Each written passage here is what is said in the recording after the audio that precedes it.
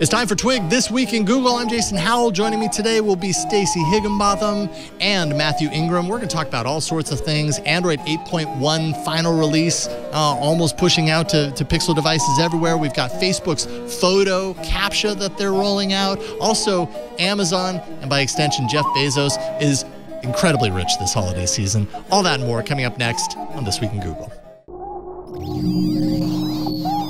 Netcasts you love. From people you trust.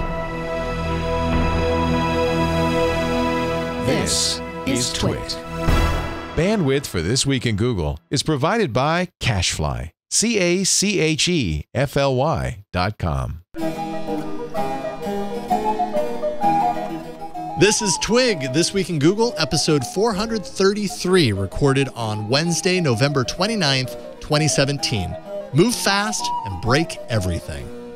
This Week in Google is brought to you by Casper, a sleep brand that continues to revolutionize its line of products to create an exceptionally comfortable sleep experience one night at a time. Get $50 toward any mattress purchase by visiting casper.com/twig and use promo code TWIG at checkout. And by Lighthouse. Lighthouse is the only security camera powered by the same technology that's in self-driving cars. And just for Twit fans, visit www.light.house/twit to get 40% off your very own Lighthouse with the Lighthouse Intelligence Service Plan. Supplies are limited. And by Sonic, Twit's 10-gig fiber internet service provider. Join Sonic's internet revolution as they bring fast, affordable internet, phone, and TV to homes and businesses all over California. Visit sonic.com/twit to sign up for service and receive your first month free. It's time for Twig This Week in Google. I'm Jason Howell. Leo Laporte is out this week. I believe he's back next week, so you don't have to wait too long for the triumphant return of Leo, but I'm super stoked to be here. And Jeff Jarvis is also out, by the way. Can't remember exactly why. I know it was in an email somewhere. But he's in Eastern Europe. There we go. It's really Eastern late. Europe. What a typical excuse for Jeff. Eastern Europe. Traveling. Pfft, whatever. But as you hear, Stacey Higginbotham is joining us today. Welcome, Stacey.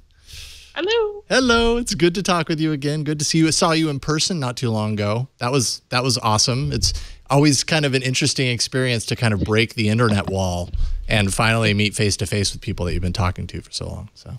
And my first words were, "Oh my God, you're so tall." It's a pretty standard first word that I hear from people that I meet after doing all of these shows. But anyways, it's great to talk with you. Also, Mathew Ingram, now with the Columbia Journalism Review. How's it going, Mathew? Yes, good. Yeah. That's brand new. So I'm still getting used to it. Got my Columbia student card. So I get to use the library and stuff now. You get to shop at the bookstore. Yeah. And, get some sweaters, maybe. Hoodies. Good. That's obviously the biggest perk. That's the reason that you took the job, is so that you can shop at the gift shop. Well, right on. So what would you say, explain your beat a little bit as far as Columbia Journalism Review is concerned? So I guess my focus is, I'm the chief digital writer. But my focus is mostly on the power of the platforms, as it turns out, of which Google is one. Yeah. Google, Facebook, Twitter, Instagram, Snapchat. Just the disruption that they're causing for journalism and the media, both economically and sort of socially, if you will, or politically, and how media companies should be thinking about that and how they should be dealing with it. Right on. Well, congratulations on that. I know that was Thanks. a pretty recent move in the last couple of months. Yeah, November 1. Actually, my first day, I took the train to Washington and sat through 8 hours of congressional hearings. So, oh, fantastic. Welcome. Yeah.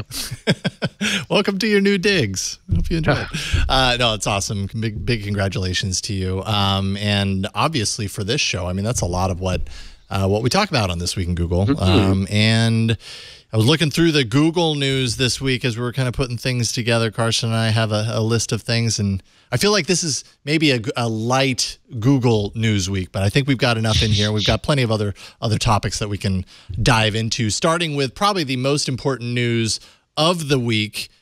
No doubt people are very excited about the fact that the hamburger emoji is now Correct. The right way around. The right way around. The cheese is no longer on the bun. It's now on the burger. We can all sleep at night. Let's not deny this is a crucial, even global issue. Like, I, for one, am glad that this has been dealt with because it's been hanging over us for these many days. How many hamburger emojis have you been putting out there that you've been, or is it just that they've been being sent to you? Because I don't know if I've ever used a hamburger emoji. I actually hadn't either. I like to eat them, but the emoji I don't feel that strongly about. But I have to admit, I got into the discussion over what is the appropriate order for the lettuce, the tomato, the cheese, etc. People feel very passionately about this topic. They really do. I don't know. Look, I mean, it looks fine either way. No. Oh, wow, that was a loud groan from off the microphone. I mean, it's still cheese in a hamburger, right? Are we rehashing this discussion? No, we don't need to rehash it. I was like, are we going there? No, we don't really need to.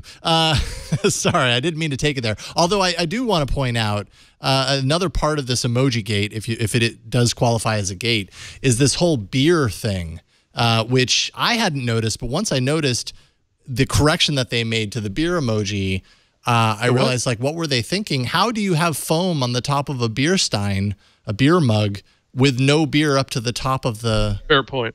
I mean, how do you do that? It looks like a hat, like a I don't know, a raccoon hat or something. Really, what this says to me is that Google maybe doesn't invest a lot in its emojis. Yeah, like maybe they've got better things to do. Maybe of their many messaging platforms, they still are kind of like, yeah, let's work on those instead. Let's fix things that are broken instead of fix little pictures that were drawn by somebody. Although, if I remember correctly, Sundar Pichai did say when all this was kind of hitting the fan that this was going to be high priority, that he was going to make a change, and he held to it. They were going to get on it. Yeah. Yeah. So. Well, just imagine if it was beer and burgers. Imagine all the other emojis that I seem to be frozen for some reason. I'm actually moving my lips, but the beer and what else? What other emojis are they ignoring?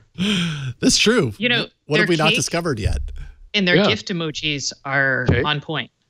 Okay. So I'm pro those. You know, I have never used an eggplant emoji, but that seems to be a popular one. What about the dumpling emoji? Has anybody looked at the dumpling emoji?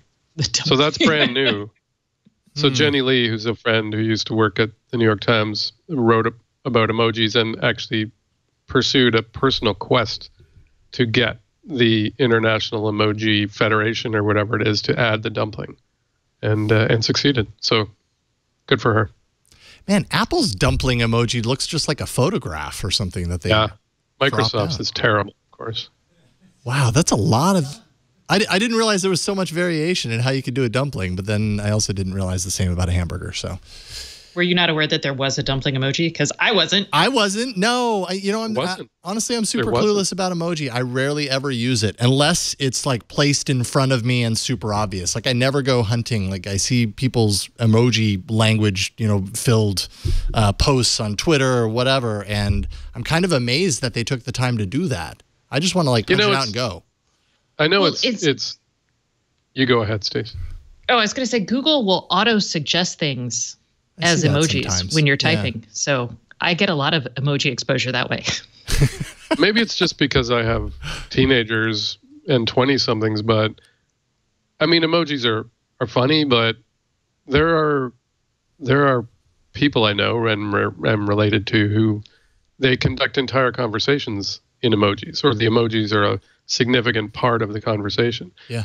And it's interesting to me as a sort of student of language how much you can convey with teeny tiny little cartoon figures. And I know when we used to use Slack, Stacey and I, way back in the GigHome days, which I think was 100 years ago, it was amazing how much you could convey with just a single emoji, where it would take you, sentences to kind of get across what you were.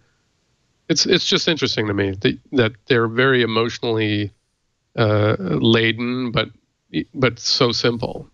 And obviously dumplings don't actually mean that much. They just mean dumplings. But, you can get across. If you ever looked at Cher's tweets, sometimes I have to spend like 20 minutes trying to understand what she's saying because it's literally all emojis. But I don't know if it's only emojis. I mean, Cher's lived a hard life, so true. And she conveys emotion in lots of ways, obviously. But I just find it fascinating that I thought they were dumb, and I thought they were a sign of the dumbing down of society in general, and my kids in particular. But I think they actually do convey things that are hard to convey in words. So yeah, they also soften things. Yeah. I use emojis a lot of times as to add emotion, and I think, people mock it as being a preteen girl thing, and I have a preteen girl, and she definitely uses emojis and stickers. Oh my God, the stickers. Yes. Yeah. But I actually think it's useful and fun. And so, and who doesn't like getting like the little sparkly champagne plus the fireworks plus everything when you're like, I did something. That's way better than like, yay. Good job. The fixing the burger is great, but what I wish as an old person someone would do is figure out a way to incorporate a magnifying glass to figure out, because sometimes I will see emojis and I literally have no idea what they are. There's so much going on in the emoji. Like a burger I can figure out, obviously, but some of them I'm squinting at them. I don't know what it is. Am I supposed to be happy about it? It's part of the fun. It's like you're creating this whole language with different, like with some people, some of my emojis mean something, and with other people, my emojis mean totally different thing.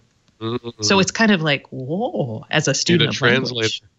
It's like you need a 2 times magnification button. Exactly, 2 times. Yeah. And then you need a click to translate.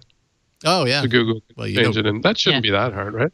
Google should be able to do that. That should be really easy, actually. Doesn't each emoji, like, I know I've seen texts where they strip out the emoji, but they replace it with a description of what the emoji actually is. So all Google has to do is that.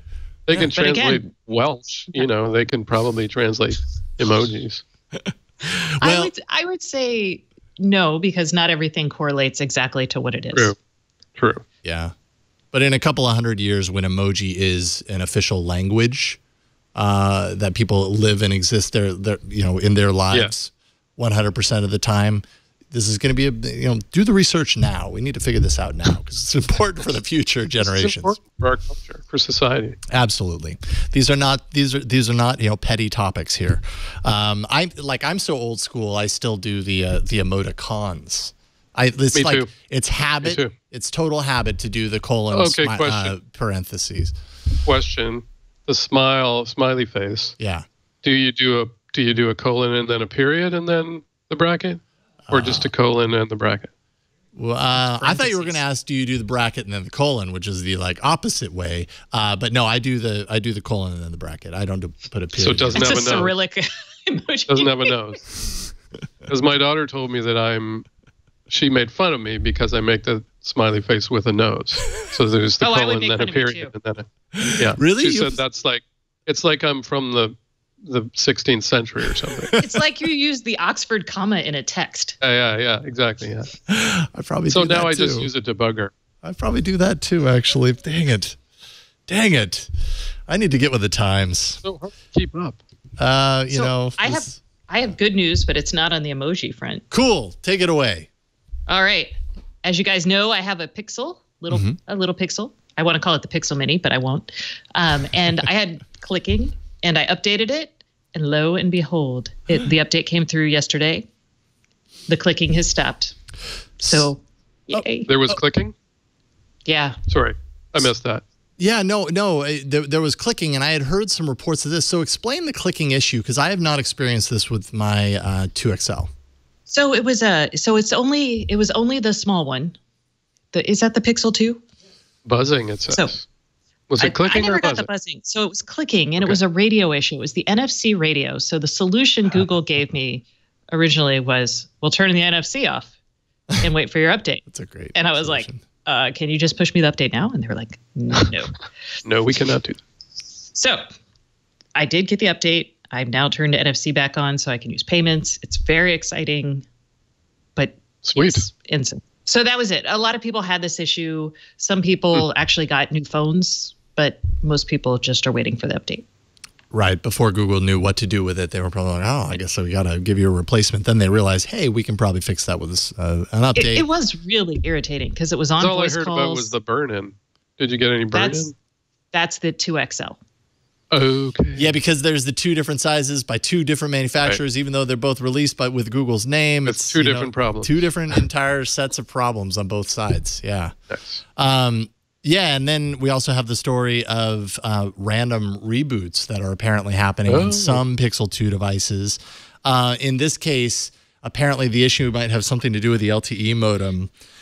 Some users on Reddit were pointing that this seemed to happen when they were connected to a low signal LTE connection, and that the modem might be causing a kernel panic of some sort when it's in LTE mode. Those are the best. Kernel panics are the best. Your kernel panics? So nice. I once had a kernel panic on my oven. That sounds dangerous. I have kernel panics, existential kernel panics all the time. That is true. That's a given in today's day and age. Actually, I thought of you, Stacey. I was watching Mr. Robot, and they hacked into someone's house and turned the heat down and made the lights flash and made the alarm go off, and I forget what else they did, and I thought of you. Yes, that has happened in my house. They made a blender go off. They made a door unlock. That's when they hacked your house, right? That is when they hacked my house. The best part was that you had to weaken your password deliberately so they could hack your house because they actually couldn't hack it. That was the best part. That was the best part. TV journalism. Woo-woo! Yeah. Let's pretend we hacked your house. In a magical world where your house actually gets hacked by somebody. Yeah. So Mathew, do you have the Pixel 2 or the 2XL? Are you on the Pixel train? I am embarrassed to say that I do not. You have the first generation, or what phone do you have? I have a Samsung Galaxy S7 with a cracked screen. Oh. And so I'm kind of a hobo when it comes to phones as compared to you guys. I don't have the latest. Every time I come on, Leo has bought 5 of whatever the new phone is, and he's like, how's your phone? I'm like, I'm fine, I'm still with them. So I feel like I'm in a different century, but I would love the Pixel. I just haven't been able to convince my chief financial officer to let me buy one. I would say there's no shame whatsoever in holding onto your phone. Sometimes I wish that my life was a little simpler when it comes to phones because you're right. We're constantly getting new phones. It's kind of part of what we do here. Which is great. Play with phones, but talk then about I them. Drop them. So do I. Amen. Or I go swimming with them, which is my other favorite thing to do. And so I think my wife is pretty much just wants me to have whatever phone was popular 5 years ago, because then when I drop it, it's not as big a deal. Yeah, I can't remember if the S7 The real question was for you, Mathew, is are you on Mastodon? Because as a social media reporter, I would expect, or a platform reporter. I am on Mastodon, which is a great name. Which is a great name for a bunch of reasons. It's the name of a heavy metal band. Yes, it is. Which I think is where it came from. But it's also just a great name, Mastodon. It's if there was social media, in the Ice Age, I think Mastodon would have been a great name. I am on there, but I don't do a lot. I am interested in it, though. I've tried them all. I remember, do you remember app.net? Yes. Oh, yes. Yeah, that one I actually thought had some potential, but it just never really took off. Mastodon is interesting because it's distributed. You can run your own Mastodon server if you want, or you can join one that someone else is already running. So it's sort of federated in a way, which I think is interesting.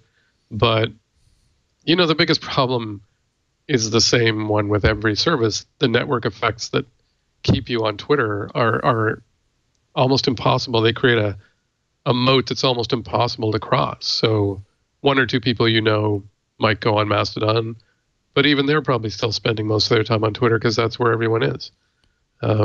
That's where everyone moans about how much they hate Twitter. So it's, but everybody stays there. It's a totally dysfunctional environment, and yet it's the people there are what make it useful. And that was reinforced for me when Twitter first started having problems way back when. It kept going down all the time, and everybody would jump back on Twitter as soon as it was up and bitch about how it went down. But they never left.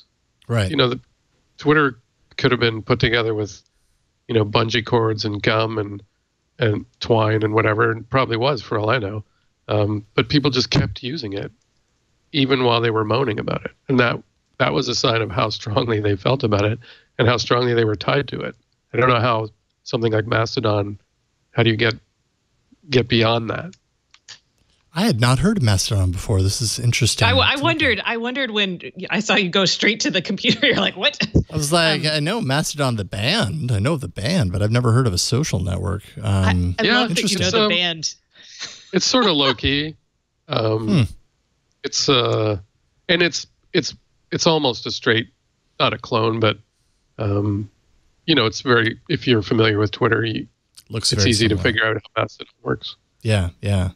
Yeah, it's interesting with these social networks, that have been around. Where it really does feel like you're talking about that moat is so uncrossable at this point. When you're talking about Facebook, you're talking about Twitter, it really makes very little room for anyone to come in and expect that they can command enough crossover from anyone that anyone's going to pull all of their contacts over there. I mean, there will be outlying cases, but by and large, as a social network, you need to continue growing. And that's just hard to do in this day and age. We kind of have the things that work now.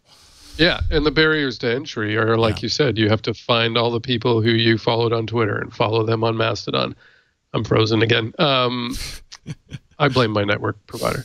But and lots of people are just not going to do that. Yeah. So you might get the odd nerdy friend who will go and use something new, but you can't reproduce that social graph that brings all the power to that network. And so no matter how bad Facebook and Twitter are, you're going to keep using them, and Instagram probably, because you've built up this huge... It actually reminds me of a friend who used to play World of Warcraft, I think still does. And he got married and had a few kids, and he thought, I should probably stop playing World of Warcraft for 3 hours every night. And then he told me, I found out he was back on World of Warcraft, and he said, I couldn't stop. I spent literally tens of thousands of hours creating my character and building this network of friends and, other players. He said, I couldn't quit. I can't quit you, Facebook. I can't quit you, World of Warcraft. That's how I feel about Facebook. I'm now... What am I? What is it? I'm almost a year off of Facebook. Although I did go on there a couple of weeks ago. First login in almost a year. But that was just to post one thing and then get right out. I didn't read any comments. I didn't want to get sucked into the Facebook universe. I don't know if my life has improved, but... Why did you quit?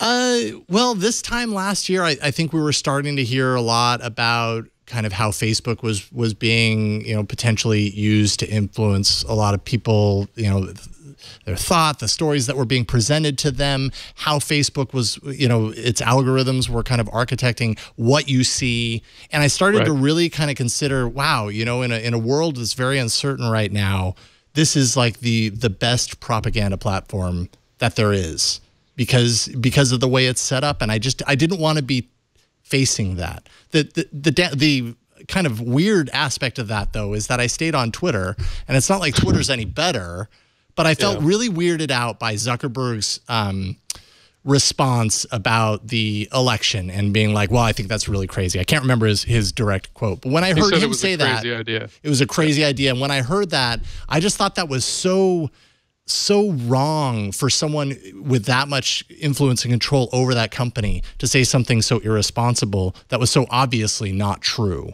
And I thought, if you're thinking and saying that in the public, then you really don't care about the influence. Now, I think history has kind of shown, at least over the past many months, that Zuckerberg has, at least to some degree, come around and started to really take it seriously. But then at that moment, I thought, wow, that's really irresponsible, and I don't want to be a part of it.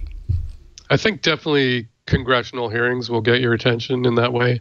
So I think that's helped kind of convince him that it's an important problem. Yeah, absolutely. So I don't know if I end up, I don't know. It's hard because I've been away for a year now, and I'm like, okay, so it was difficult in the beginning because that's where all my friends and my if I have any family, extended family that's online and involved in anything, they're probably involved in Facebook. So that's a good way to really kind of keep people in the know in my life and follow them. But I also just realized, feel left out? Not at this point. I did in the beginning. Yeah. I did in the beginning. Because my daughter, my 19-year-old daughter quit, deleted her account. And she went, I think, almost a year. And then she got back on. And I said, why? And she said, I was missing things. Like, I didn't know what was happening with people. Yeah. You know, family members, like who was getting married or who had a baby, and then the baby photos show up there. And then people say, oh, did you see the baby photos? And you're like, what baby photos? No. Like, it's, you know. You had a baby? Exactly. Yeah. Hey, congratulations. Yeah, it's true.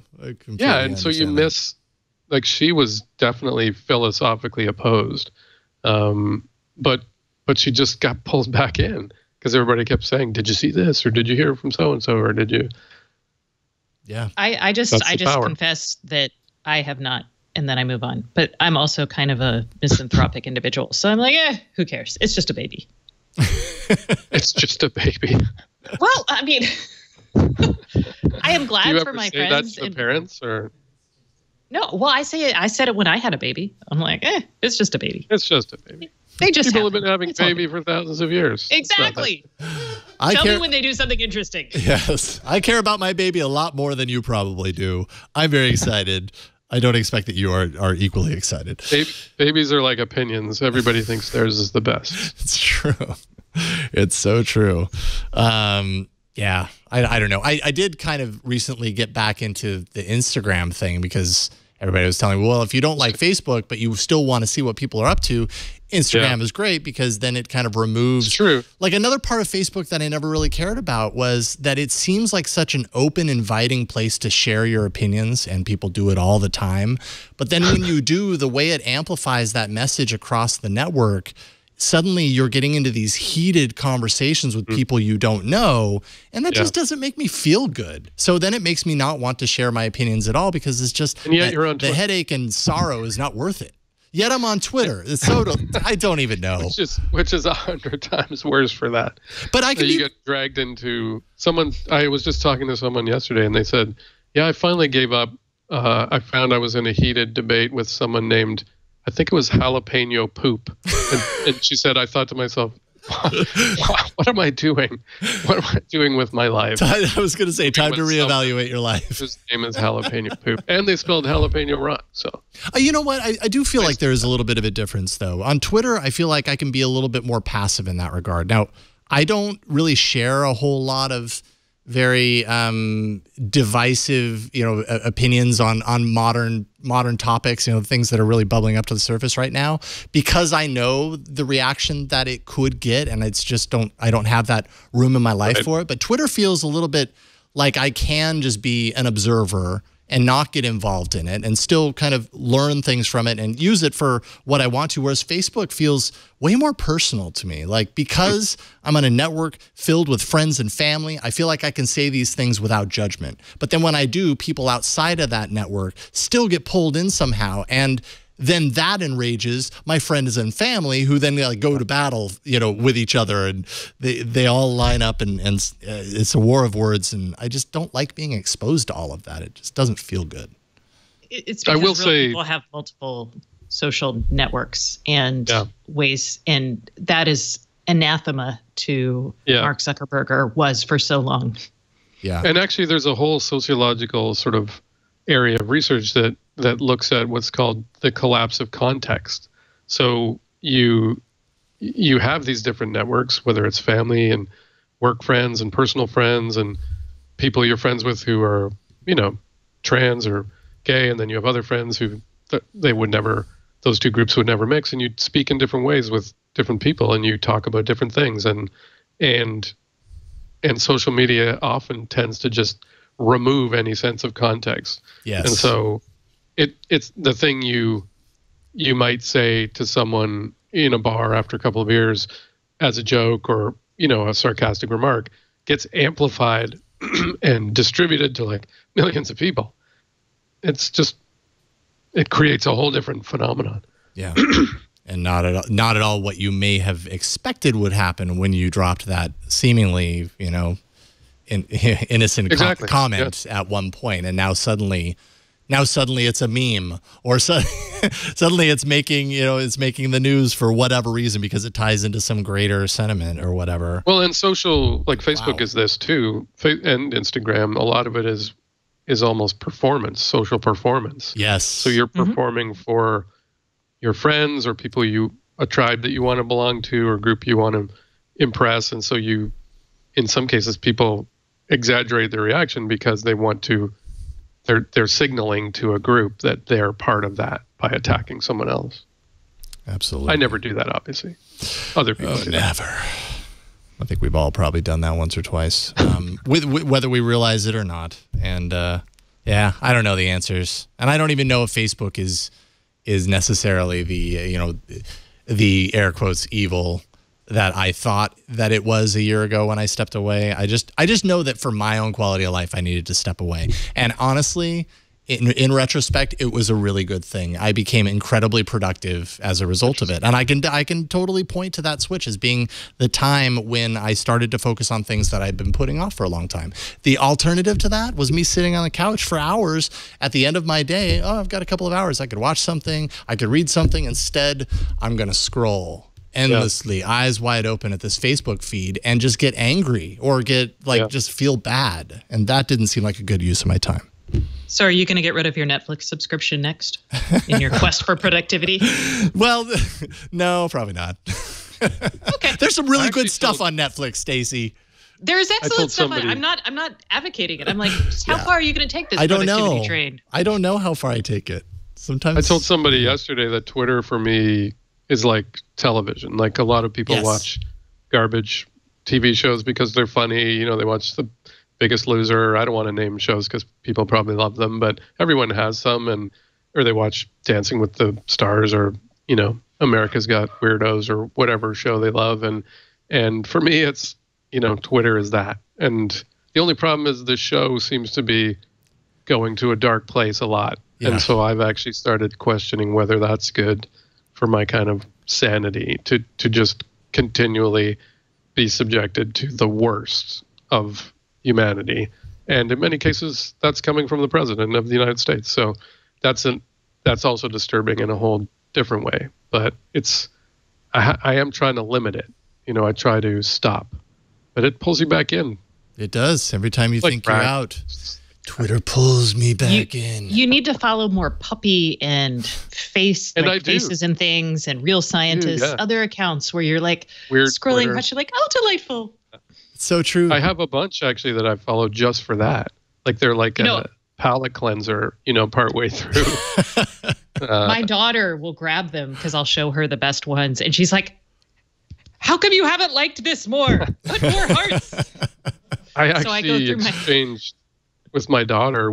I said, are you following this one? And they were all, humor accounts or just weird accounts or funny pictures. And we actually exchanged lists. So I found a whole bunch of new ones that, and it's a nice feeling. You're starting to feel bad about your life and the world. And then you see something funny. Yeah. Someone in chat, who was it? Was it Robot says, my Twitter is nice. Your feed is what you make it. And I know this.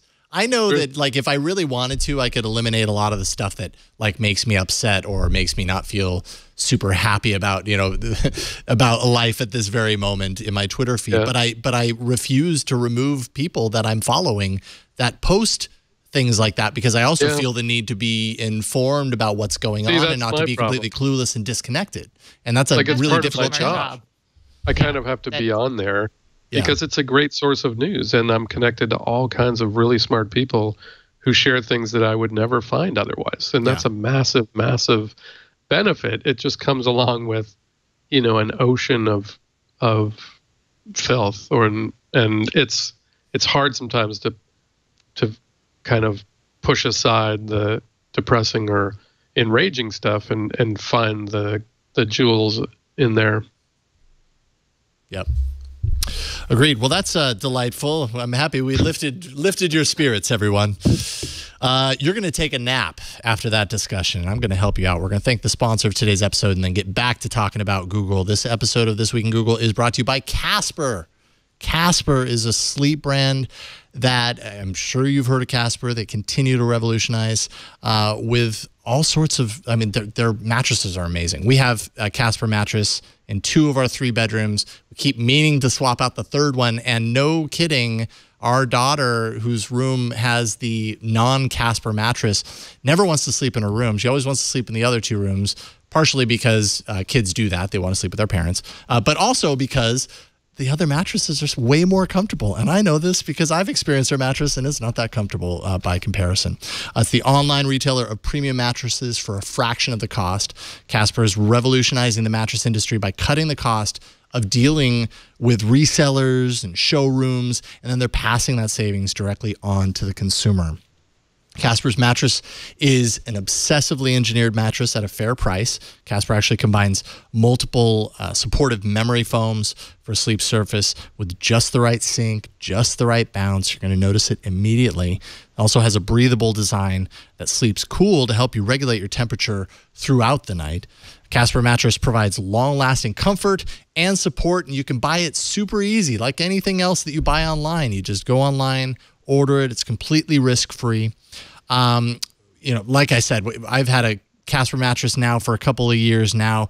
Love going to bed on the Casper mattress, and yeah, we're gonna be upgrading our 3rd room as well to the Casper very soon. Casper understands probably the most important part of this is that when you're trying out a mattress in like a sterile, you know, mattress store environment, you're not really getting the full picture. You lay down on that mattress, you say, oh yeah, this is great. That's what we did with our first daughter's, our oldest daughter's mattress when we bought it initially. Went in there, laid down on it, oh, this feels really nice. But really, you know, you spend so much of your time on that mattress, you're only really going to get a good idea of how that mattress actually is when you bring it into the home, you sleep on it, you test it out over time, and they don't really let you do that with the mattresses that you purchase from the store quite so easily. Casper actually offers free delivery and painless returns within a 100-day period. So you don't have to lie down in the showroom. You can just bring in that mattress, put it where it's going to exist, and you know where it's going to be for forever, because you're not going to end up sending it back, by the way. And you can sleep on it. You can test it out over time and see what you think. And if you really have to return it, you got 100 days, but you're not going to do that. Casper mattress upholds the highest environmental production standards. They're made in the USA. Free shipping and returns to the US, Canada, and the UK. And Casper recently introduced the Casper Wave mattress, which features a natural geometry support system and a new top layer for added comfort. Get a Casper mattress today. Check it out for yourself. You can actually save an additional $50 towards a mattress purchase by going to casper.com/twig and enter promo code TWIG, TWIG, at checkout. You'll get that $50 towards that mattress purchase. That's casper.com/twig with promo code TWIG. Terms and conditions do apply, but check it out, casper.com/twig and promo code TWIG. And I think you'll be happy that you did. All right, let's see here. There's got to be more Google stuff here. We kind of started to talk about it with the emoji, but I don't even think that I even mentioned that 8.1 on Android, the beta anyways, is rolling out. I think it's the final beta before the official release of 8.1.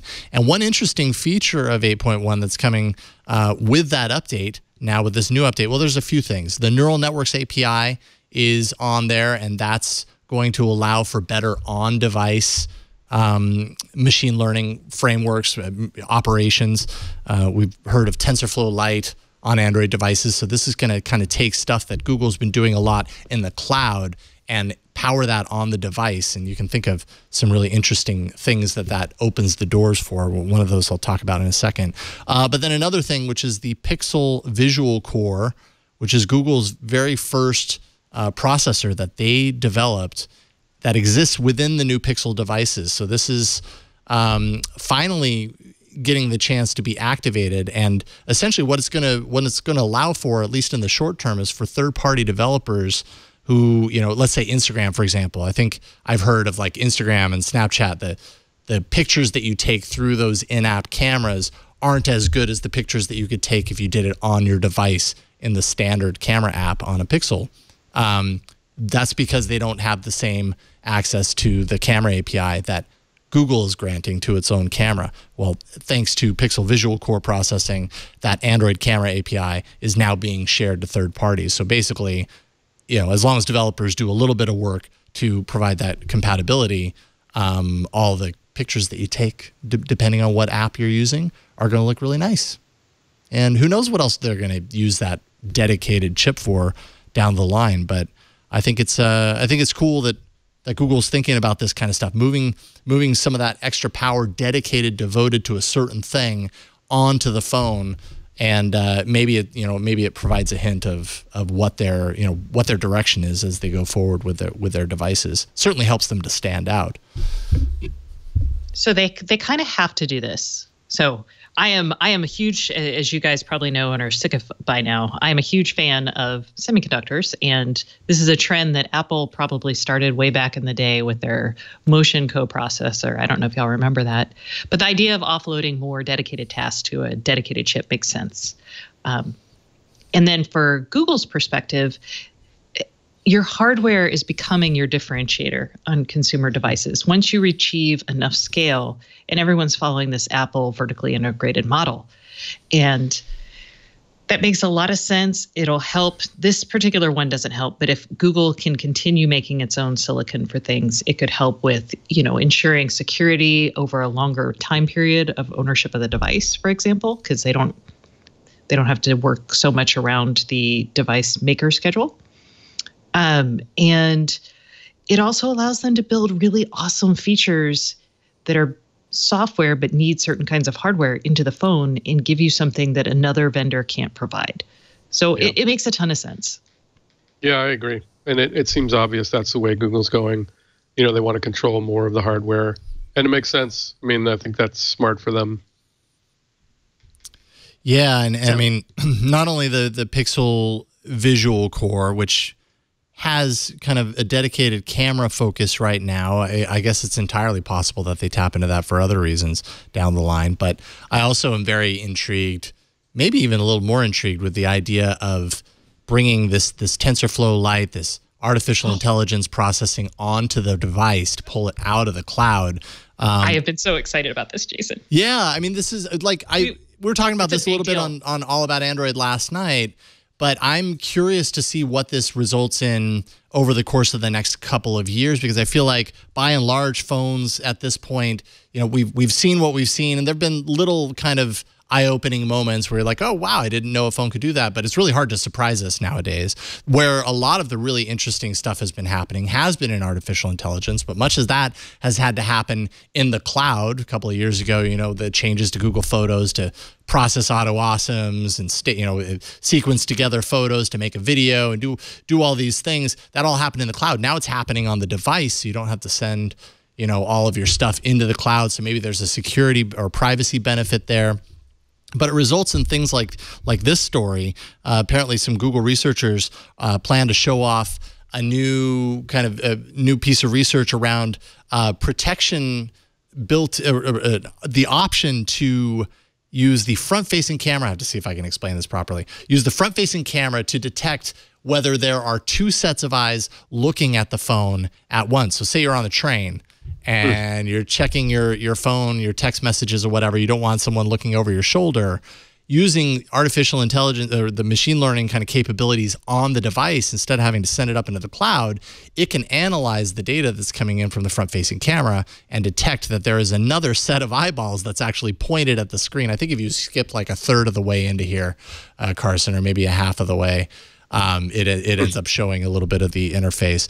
But and then once that happens, see, it cuts right back and it shows you the pass-through camera and says, "Oh, they're looking. Hide the content." And little things like this. That, I mean, this is just one example. I don't know if this is necessarily ready for prime time necessarily the way it is right now. But I'm sure we'll see more interesting kind of uses of that AI and that added smarts on the device to do new things that might actually wow us and surprise us again. At least I hope so.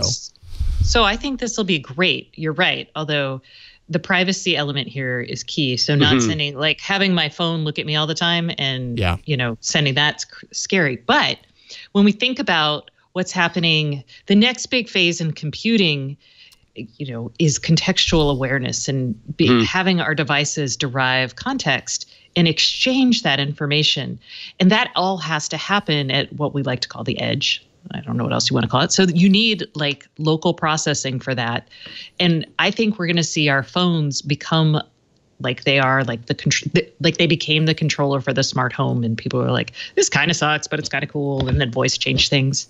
I think we're going to come back to the phone being a hub to process contextual information. So like, hey, Stacey's in her car right now. I should only offer her certain options, or, not offer her other options. So and it will be learning how to do that. And that's really awesome.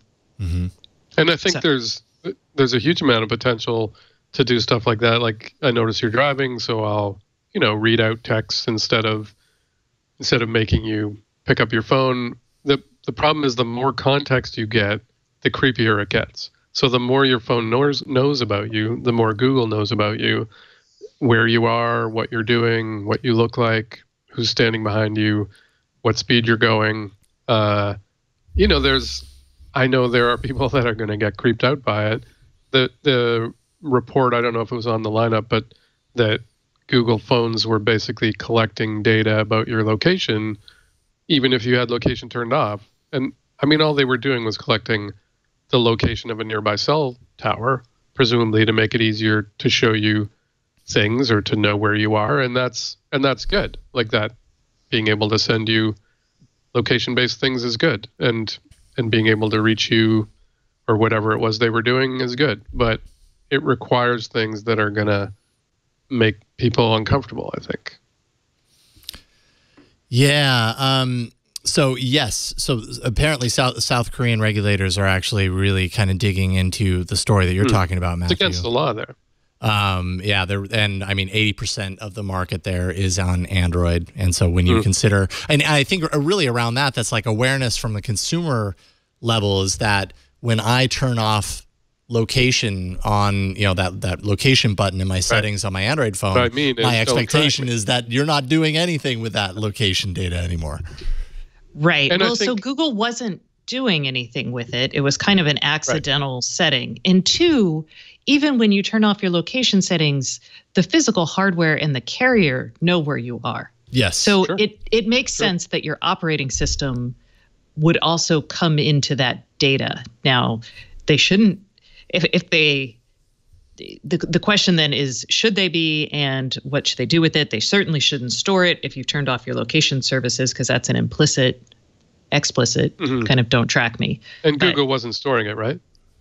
They said it was just for to improve notifications and message delivery. Yeah, they said. I don't know what that means, but. Well, and they didn't ultimately use it either. I don't remember if they stored it or not. I don't think they did. Yeah, no, Google says the data was not stored on its servers. And they don't do it anymore. But still. Right. And yes. So that's something where I'm sure Google thought it was innocuous. Maybe they didn't even know that was happening. They didn't store it. No one's going to pay any attention to those details. All they're going to think is Google's tracking me and my location when I told them not to. Yep. Right. And in the phone world, it's obvious that you have to know where the phone is, because that's how cell networks work. So if you're a technologist, you're like, well, what are you guys so upset about? Well, and so maybe people are comfortable with Verizon knowing, so they can send a phone call. But Google knowing, I think, is a different animal. But inside Google, I'm saying the people who worked on that, I can totally see them thinking, And honestly, I would rather have Google, in many cases, have that information than Verizon or AT&T, which have in the past given the government that data carte blanche access to it. So, right. But that's how they find the killer on all those mystery murder shows. They always triangulate the cell signal. Enhance. So we need that. We need that so they can catch a serial killer every week. Yeah, for our entertainment.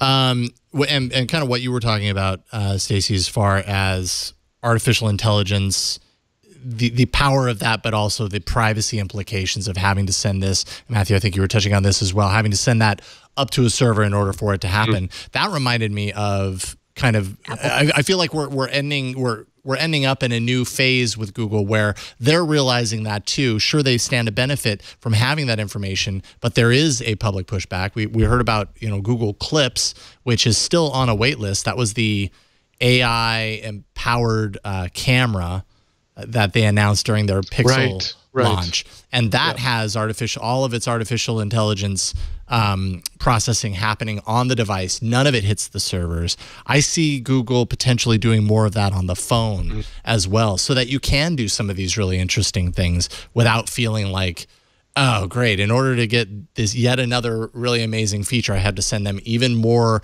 granular information about how I live my life and who I talk with. Instead, hopefully, you know, it stays on the device. That at least makes the consumer happy. I don't know if that makes Google very happy because they stand to benefit from all that information. But I mean, the trade-offs, like when Google Photos, when I started using it, you know, in a really intensive way, like uploaded literally every photo I've ever taken in my entire life. Yeah.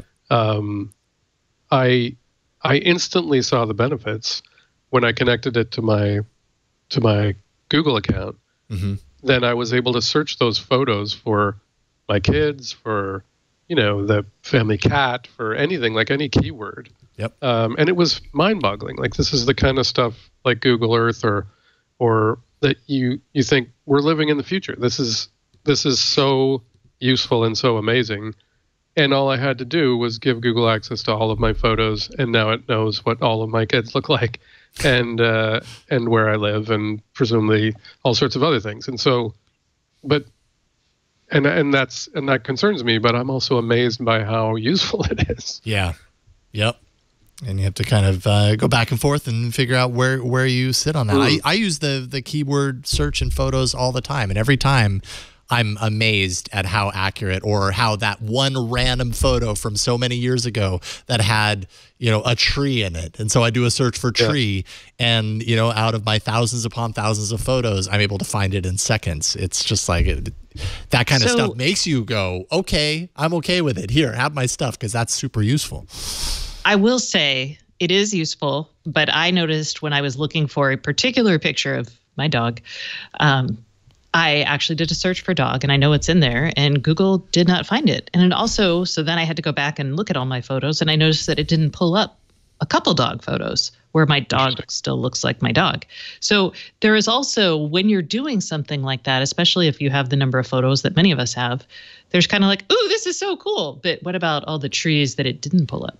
That it didn't get, yeah. We may never know. I mean, that is one of the issues. Like, we've all got gigabytes worth of photos that we're never going to look at, because how could you? You literally wouldn't have the time. And yet you want to find the one. Photos. What? I do. I delete, like, I keep one or two like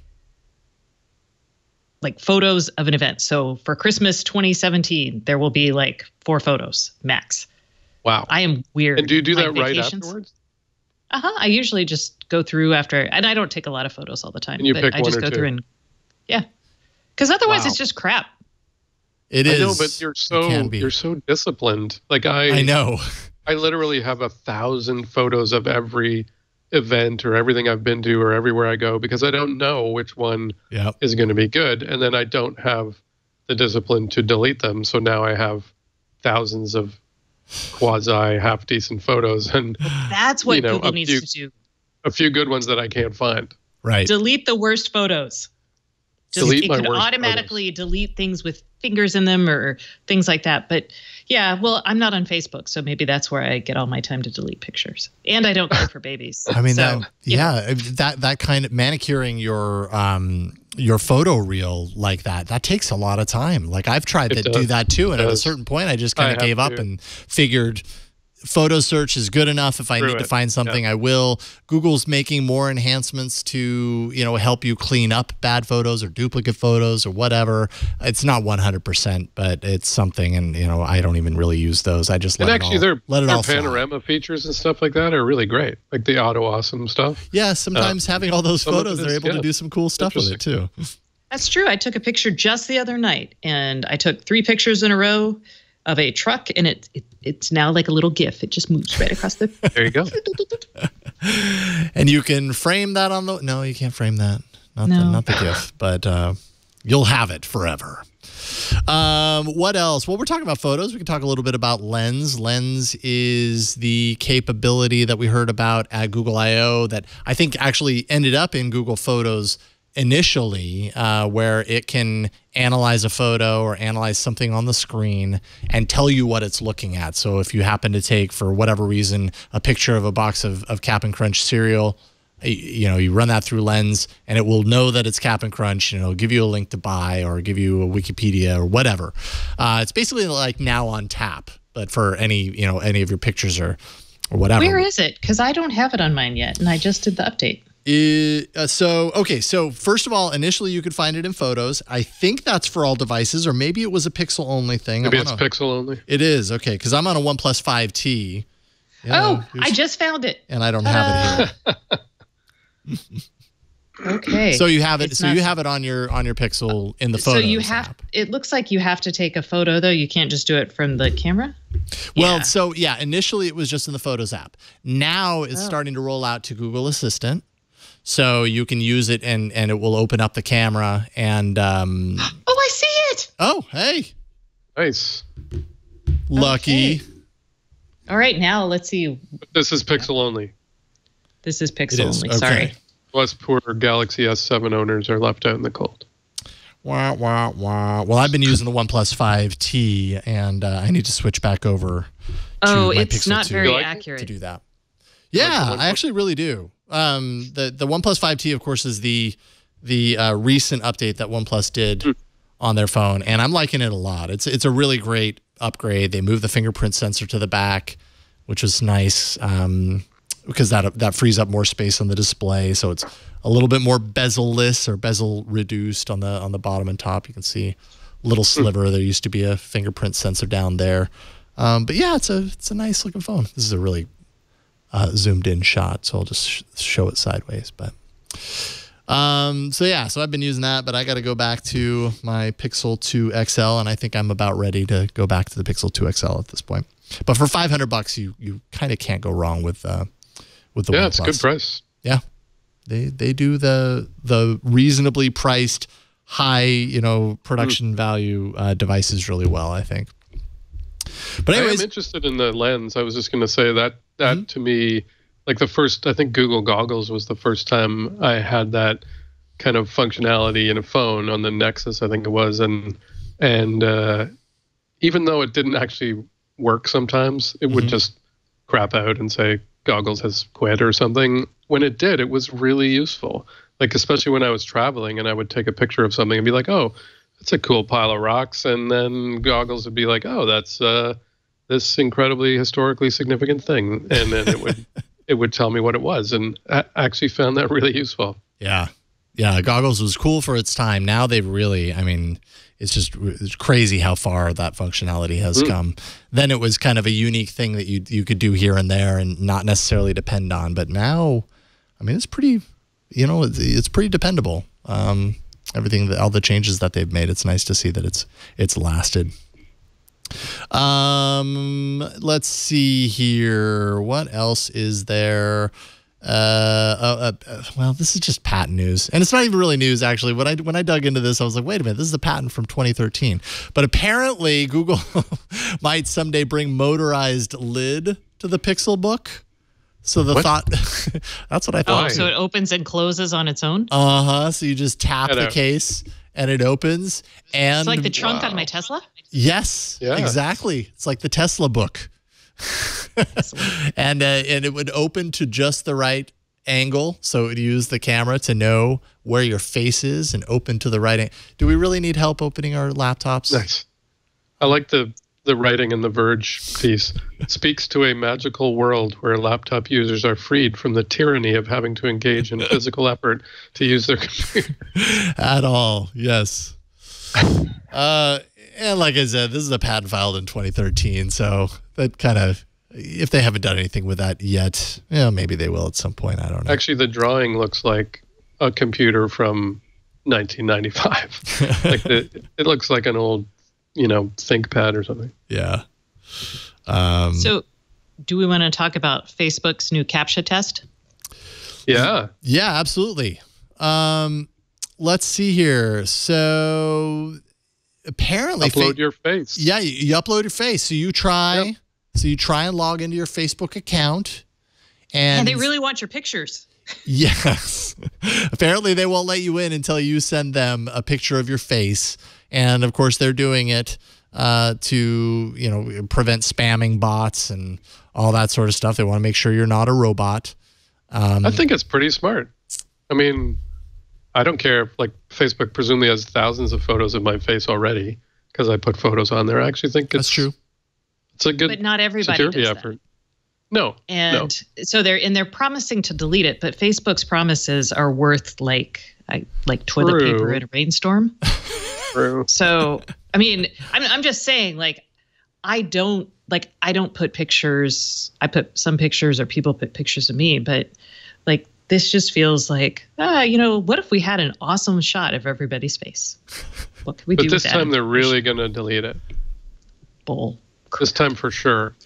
One, it is impossible the way Facebook is set up to permanently delete anything from their servers because it's scattered all across the world. All across the world, actually. They also don't even delete your account when you delete it. So unless they figure you'll change your mind. Yeah. So unless they're putting it in a dedicated server that all of this stuff is going to, and then they're freaking magnetizing that server, and it never touches or goes across anything else, and they're dedicated places all over the world for this that just get dumped.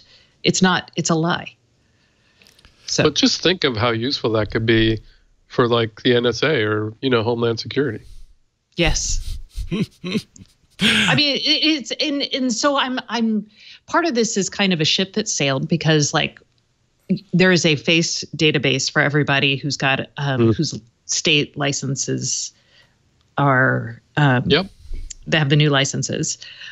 So these already exist, and most people do put pictures on Facebook. So Facebook has this, but there's definitely people who if you're an abused spouse, you're running away from someone, those kind of things, you don't want that information available, accessible to anyone, really. Agreed. Yeah. And I think the biggest issue with Facebook on that score, as opposed to say Twitter, is Facebook continually is trying to get you to reveal as much information about your real self as possible. Use your real name, upload a photo, identify yourself. If you want to be verified, you have to submit a document. And all of that can backfire in a whole bunch of different ways. I was interested at the congressional hearings. I forget if it was the Senate or the House, but someone kept going after Twitter and effectively suggesting that allowing anonymity was wrong. That people shouldn't be allowed to be online and do things and say things anonymously, which is kind of a creepy. I mean, yes, there's downsides to anonymity, but the idea that everybody has to identify themselves at all times can be very, very dangerous for certain people in certain situations. Absolutely. Is that a direction that you think things are heading in? I mean, can you foresee a future where the internet is so locked down compared to today that that's a requirement? I don't know how that's possible. No, but I know that there are definitely people pushing for that to happen, and it's certainly the Senate, people in the Senate and the House are among those people, and because the belief is that anonymity is what causes the problems. Right. So it's what makes trolls do what they do. It's what makes it hard to track, whether that was a Russian ad or not. But I think there's some significant downsides to requiring that everybody, be their authentic selves or whatever. Mm-hmm. Right. And that's, I mean, if you want to stay anonymous, I think it's probably, well, no, I'm not even going to go there.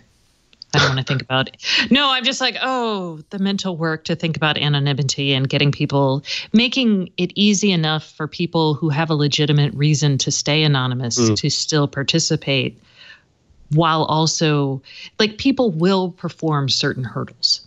Maybe sending a photo isn't the right hurdle because it smacks it, but you can get a real person who wants to participate to do some things that a bot wouldn't do. So the question is figuring out how to do that. And as computers get better, that's just going to be harder and harder. So yeah, right. Well, the bots are getting smarter and smarter. I mean, bots are reading things, clicking things, filling in forms. You know, they're more human than lots of the people I know who are online.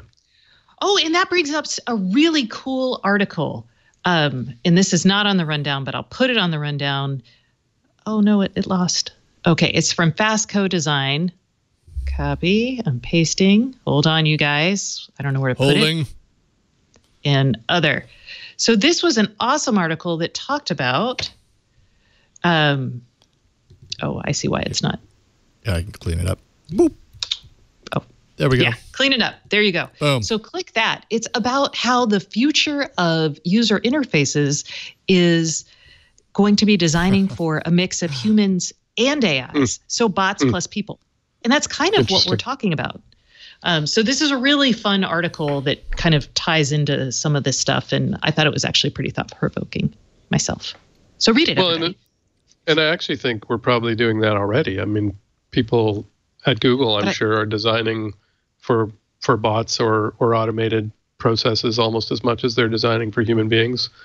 The difficult part is when, so I don't know, you guys probably saw the YouTube video stories about the creepy kid videos and so on. And a lot of them are effectively produced or generated solely to fit a kind of algorithmic or kind of facilitate search keywords, you know, combinations of things that algorithms have determined are interesting or will surface easily.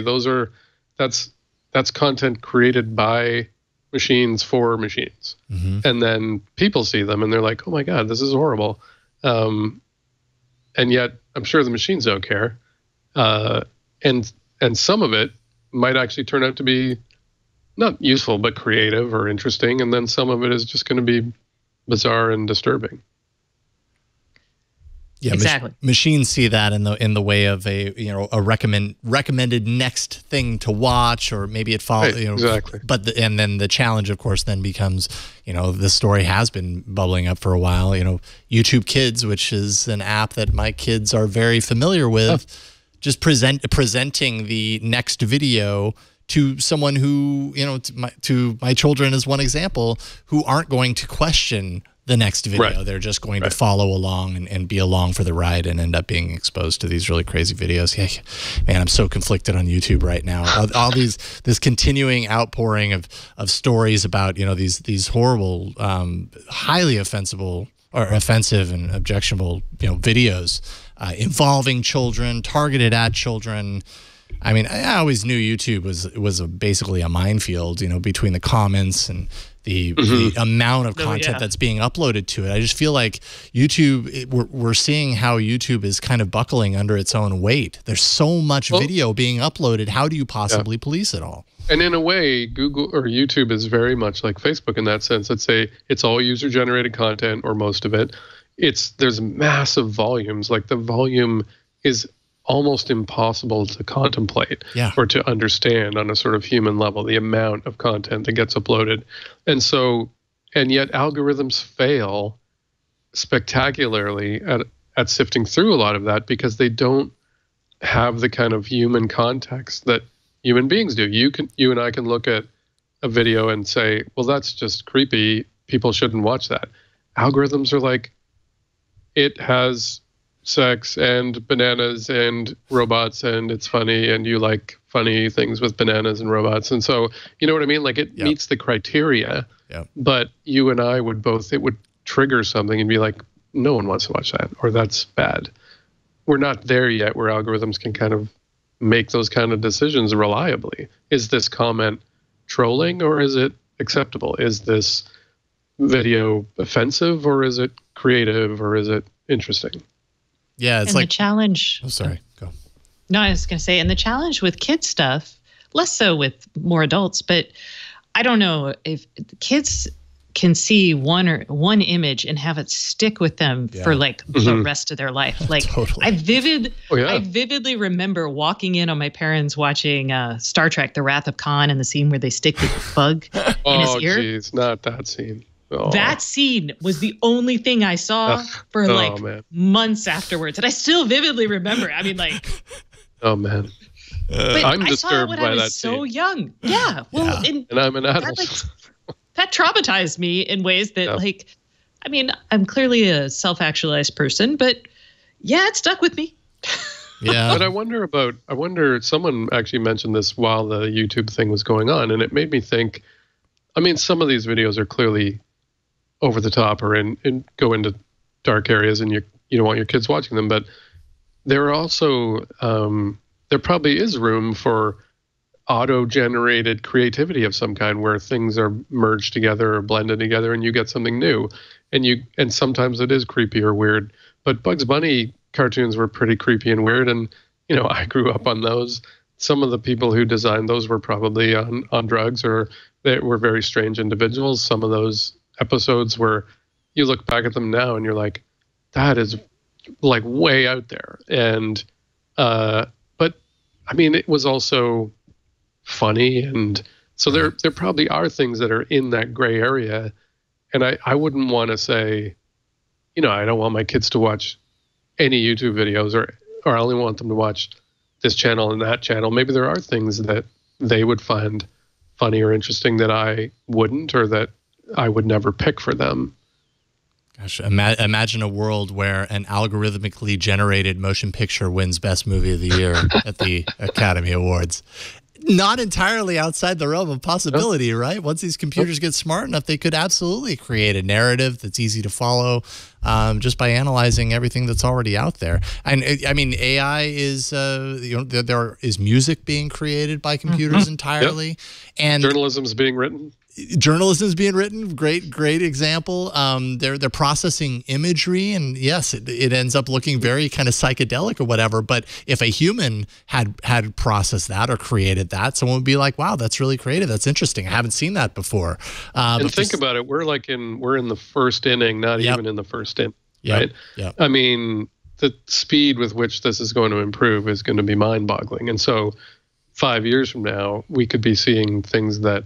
Like now it's sort of Stone Age, and it's very crude, and you think, yeah, computers aren't that good at that, but they've gotten pretty good at some other things they weren't very good at either. So, absolutely. Wow. Okay, I meant to take a break for the sponsor about 10 minutes ago, but I didn't want to interrupt any of that. So we're going to thank the sponsor. Then let's talk a little bit about Amazon and kind of the sales that happened. I'm sure some of you out there watching, listening, maybe both of you that here on the show today bought some stuff. I didn't buy anything really this year. We'll talk about that anyways. But I want to thank the sponsor of this episode, and that is Lighthouse, sponsoring This Week in Google. Lighthouse is more than a security camera. It's actually a really tall security camera. This thing is really cool. It's an interactive security assistant, and it's powered by the same technology that you would find in self-driving cars. Their 3D time-of-flight sensor, it's a game changer for people who are looking for the best security camera. A lot of people are doing that in this world of the Internet of Things. This is just an excellent security camera. At the top of the device, Lighthouse actually emits invisible light into the room that it's in. The 3D sensor measures the time that it takes for the light to bounce off objects to create a 3D structure of the room, and then using advanced AI, Lighthouse continuously analyzes the 3D structure to detect actual movement, to know whether it's a person, a pet, an object, whatever it happens to be that's within its view. And unlike other cameras, you won't get security alerts every time something moves. Like, it doesn't just let you know every time there's movement. So because it can identify this stuff. So there's no more alerts for pets or sunlight, shadows. It recognizes that thanks to the AI that's happening on the device, and kind of doesn't show those things to you, but it shows you the important things. Lighthouse learns who you know and who you don't. And to eliminate false security alerts, Lighthouse lets you invite people to the app, maybe family members, the dog walker, the nanny, house cleaners, whoever, while restricting access to your video, giving you total privacy. And when you're alerted to a possible security threat, you can sound an alarm. You can speak through the camera or call 911 directly from the app. It's like the search engine for your life at home. When you want to know what happened, you can ask Lighthouse, and it'll actually show you. What did the kids do while I was out yesterday? If you don't see Michael by 4 p.m. on weekdays, let me know. Kids can wave to say hello and open up two-way talk, so you're always in contact with your children when they're home. It's got everything you want in the security camera: 1080p live stream, two-way talk, night vision, 30-day video history, and 3 different permission settings with the option to turn off the camera when the owner is home. Super smart. Lighthouse has an exclusive offer just for Twit fans, just in time for the holiday season. Visit www.light.house/twit, and you'll get 40% off your very own Lighthouse with the Lighthouse Intelligence Service Plan. Right now, you can't even purchase Lighthouse on their main website. Lighthouse has been sold out of pre-orders, but they're building more Lighthouse cameras as we speak. They've set aside a special allotment just for you, just for Twit fans. So go to www.light.house/twit to get 40% off. It's a total savings of up to $200, and you won't want to wait. This offer is only good while supplies last. If you act now, you'll get it in time for the holidays. It's a great holiday gift, and we think you'll like it. So we thank Lighthouse for their support of This Week in Google. That's www.light.house/twit for 40% off. So, first and foremost, we should all know that Jeff Bezos is ridiculously rich. He topped $100.3 billion over the weekend as Amazon.com rose 2% last Friday, thanks to Black Friday sales, of course. So his net worth tops $100 billion.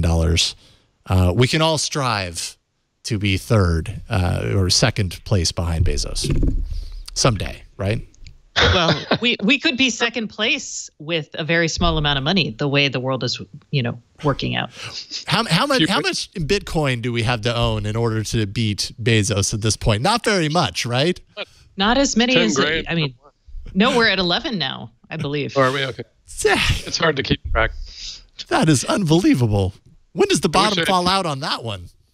I had about 100 at one point, and then I got rid of them because they were worth pennies. I was like, "This is dumb."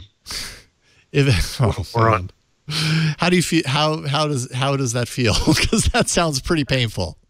It feels a lot like not buying Apple when it was $5. Yeah. So I'm pretty used to it. I mean, that's the thing. You don't know at the time. So it's, always hindsight, right? Like hindsight. But it does remind me that no matter how dumb something seems or no matter how much you think a company is going to go bankrupt, why not buy a couple of 100 shares anyway? You never know. You might as well. If you've got a couple of $100 to burn, however much it is at the time. I saw a measurement. The guy the older guy who sold his Apple shares not long after, do you remember that story? I can't remember his name now, but he was his name? An older fellow and he got 10% of the company and he sold it for $800 or something, I think. We had him on the network, didn't we? Did we interview him on Triangulation, I think? Wow. He was their first CEO. Oh man, somebody in chat's gonna remember his name, and it's. He thought it's just too risky, and so I might as well sell it. And there was a sign somewhere. It was probably photoshopped, but it said, "Are you having a bad day? So and so, if he had hung on to it, it'd be worth $300 billion or whatever. I don't know. 10% of." Ronald Wayne is his name. Ronald Wayne, that's right. Thank you, Blake. Right. Thank you, Bleak. And the best part is he doesn't regret it at all. He said it was the right decision to make at the time. Right. You don't know you at can't the time. Go back. Yeah. You really don't know at the time. If I'd have done this instead of that, I'd be over there instead of here. That's a dadism if I ever heard one. My dad used to tell me that all the time. Still does. Dad comment. I'm probably going to tell it to my kids too. It's like ingrained. Wherever you go, there you are. Yes, exactly. Yes, Black Friday, then Cyber Monday. It was a big year. Cyber Monday, at least, was the biggest shopping day ever for Amazon, anyways. Do we get a number, though? They did not give a number. No, they never give you numbers. They just really big. Mush words around so it sounds like it. But it's really big. Really big. Totally really big. The best. Even the bigger biggest. than the last really big one. Bigger than the last really big. Yes, which was Prime So I Day wanna this know- July. I want to know, Alibaba, I think Singles Day was 25 billion. Whoa. That was one day. wow. That's 25 billion.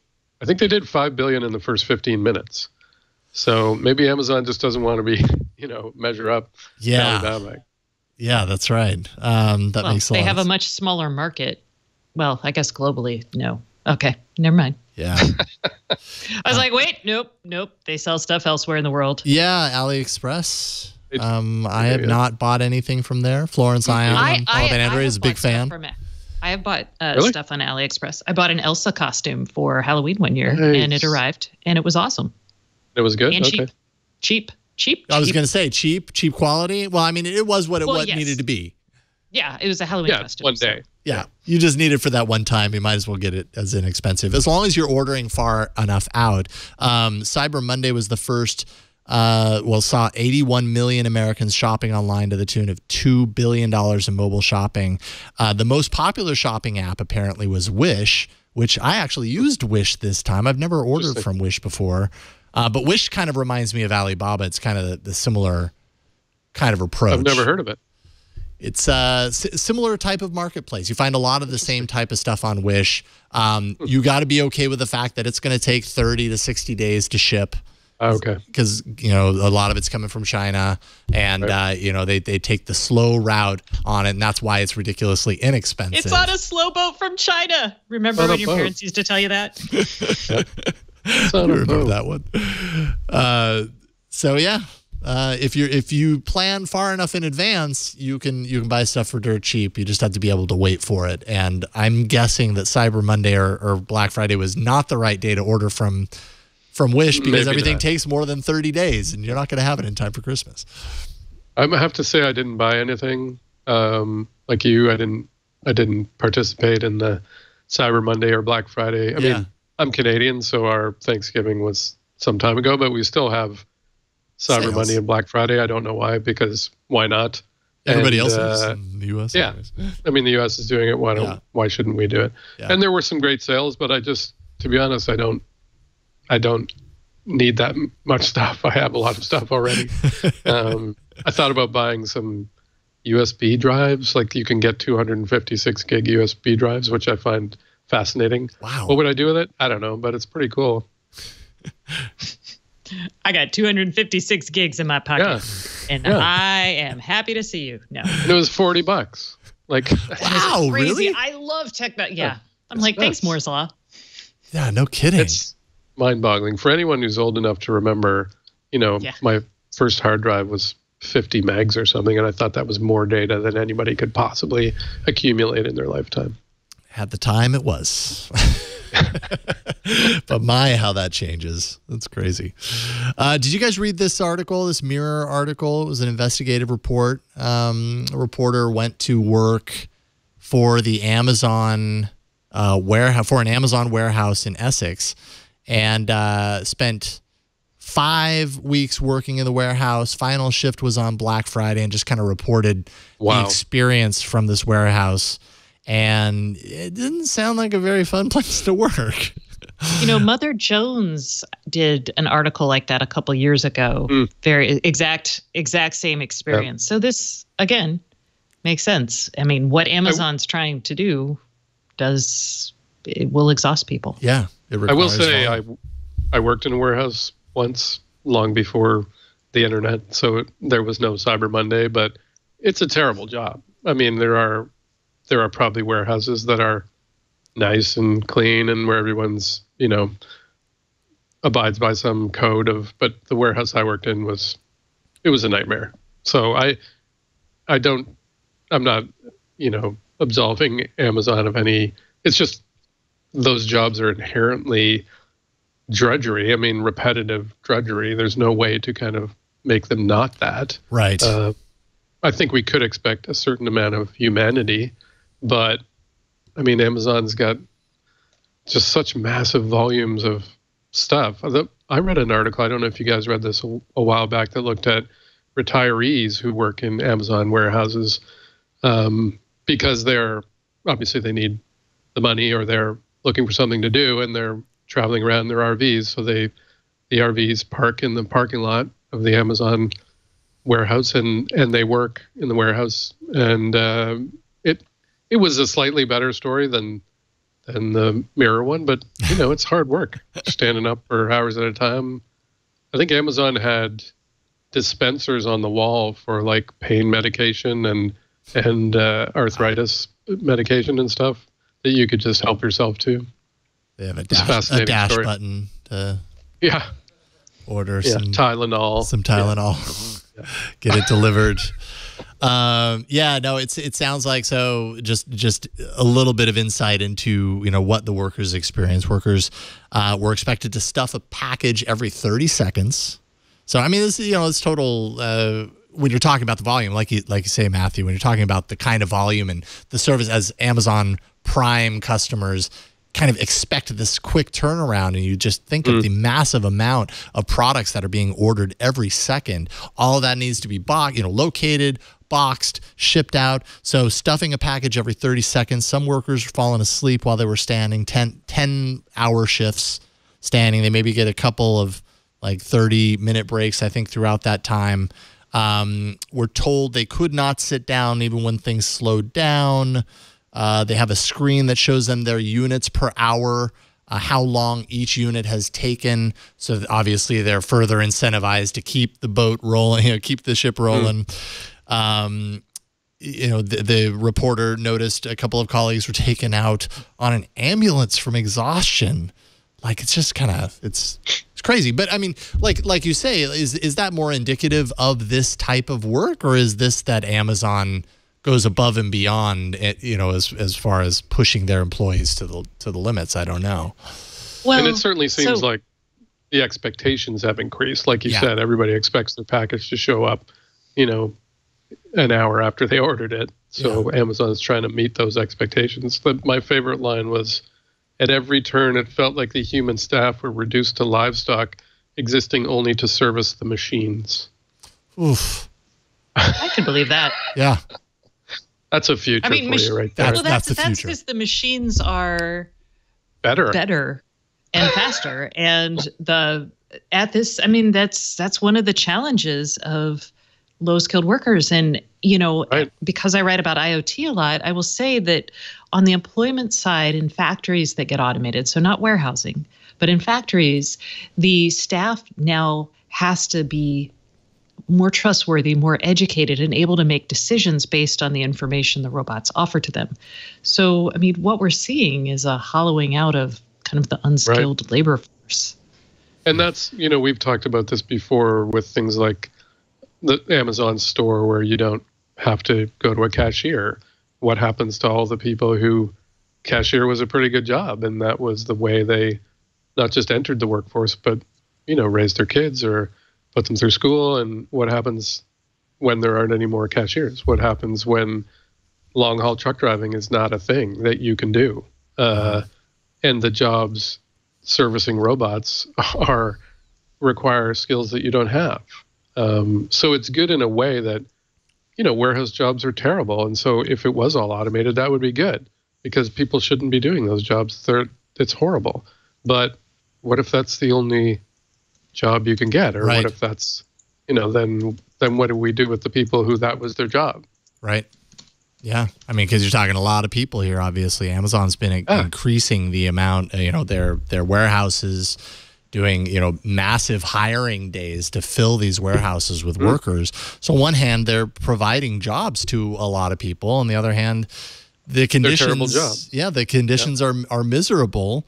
And, someone, I didn't see the name because it scrolled out of view, but made a good point. Amazon will be criticized because of the working conditions of the workers, but then once Amazon replaces the workers with robots and machines, Amazon will be criticized for replacing, real human jobs with robots and putting them out of work. So it's kind of a no-win situation from Amazon's perspective. And this reminds me a lot of the controversies over, sneaker companies like Nike using poor people in other countries, children in some cases, to make their products and paying them what we would see as a barely living wage. And yet in those countries, those jobs are actually pretty good, and they're making a lot of money. So it seems horrible, and yet it might actually be better than the alternative. Yeah. And so it's hard to make a judgment. I'm sure if you ask some of those warehouse workers, they'd be like, this is horrible, but I have a job and I can put food on the table. Right. Yeah, that's true. Good point. Uos Dwiz, if that is your real name, says it's actually a win-win for Amazon, which is true. It's only a lose-lose for Amazon in the court of public opinion. But Amazon still wins, and Bezos still wins. No matter what. And actually, the number of areas they're going to win keep increasing. Retail as a whole, now they're talking about getting into pharmacy. That's a hundreds of billions of dollars, that market. And if Amazon brings the same kinds of things it brought to buying, USB thumb drives and books to that market, that's gonna. I will get counterfeit pills so much easier, so much faster. Yeah. See, that's a service. It is. And then I think we're about at wrap-up time before the last ad. But before we do that, I realized we didn't talk at all about Waymo. Have you guys been following the latest developments in the Uber Waymo case? Things are getting a little. When is that going to be like a novella on TV, a telenovela? Yeah. Good Lord. It's totally. It's fascinating. Definitely has some nuggets in there. There was some testimony yesterday from a former Uber security analyst's attorney, Richard Jacobs, who said that Uber reportedly went to great lengths to cover its tracks to keep, quote, unlawful schemes from seeing the light of day. That testimony also showed that the company was urging employees to use disappearing chat apps for their conversations, so that nothing was, held in a permanent record. Also, that employees were trained to, quote, impede investigations. None of this is sounding very good. Ultimately, Judge Alsup said it would be a huge injustice to force the trial to begin on December 4th, which is, I think, when it was scheduled to begin, in light of this letter that reveals a lot of this information. Now Waymo's, who has discovered this letter, is now starting to dive in. So they're postponing the trial date. It's being pushed back a little bit while they dive into this. Things not looking so good for Uber in this case, apparently.